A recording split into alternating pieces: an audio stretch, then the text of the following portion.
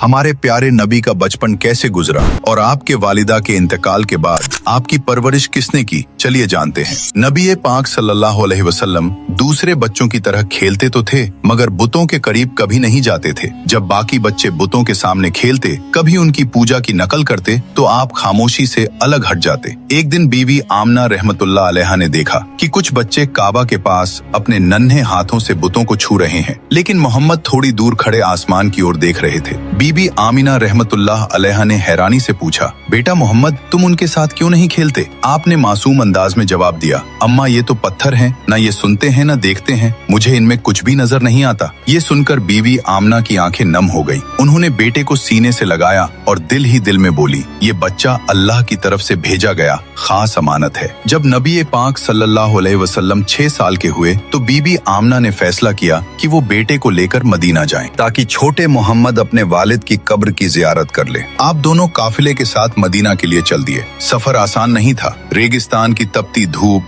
ऊंटों की सवारी और लंबी दूरी, मगर मोहम्मद सल्लल्लाहु अलैहि वसल्लम की आंखों में अजीब सा सब्र और हौसला था। वे मदीना में तकरीबन 1 महीने ठहरे। रिश्तेदारों से मुलाकात हुई। जब वालिद के कब्र पर पहुंचे तो बीबी आमना ने कहा, बेटा यही तुम्हारे वालिद की कब्र है, वो तुमसे बहुत मोहब्बत करते थे। हुजूर सल्लल्लाहु अलैहि वसल्लम खामोशी से कब्र के पास खड़े रहे। मासूम आंखों से आंसू बहते रहे मगर जुबान से कोई लफ्ज न निकला। मदीना से वापसी पर काफिला अब्वा नाम की जगह पहुंचा। वहीं अचानक बीबी आमीना रहमतुल्लाह अलैहा बीमार पड़ गई। बीमारी इतनी बढ़ गई कि चलना फिरना भी मुश्किल हो गया। उन्होंने अपने बेटे को सीने से और कहा, बेटा मोहम्मद, शायद अब मैं तुम्हारे साथ न रह सकूं, मगर याद रखना तुम कभी अकेले हो, अल्लाह तुम्हारे साथ है। तुम्हें वो जिम्मेदारी मिलेगी जो दुनिया में आज तक किसी और को नहीं मिली। 6 साल के छोटे मोहम्मद सल्लल्लाहु अलैहि वसल्लम की आंखों से आंसू बह रहे थे। कुछ ही देर के बाद बीबी आमना रहमतुल्लाह अलैहा की रूह परवाज कर गई। हुजूर सल्लल्लाहु अलैहि वसल्लम की आंखों से आंसू थम नहीं रहे थे। काफिले वालों ने आपको वापस मक्का पहुंचाया और आपके दादा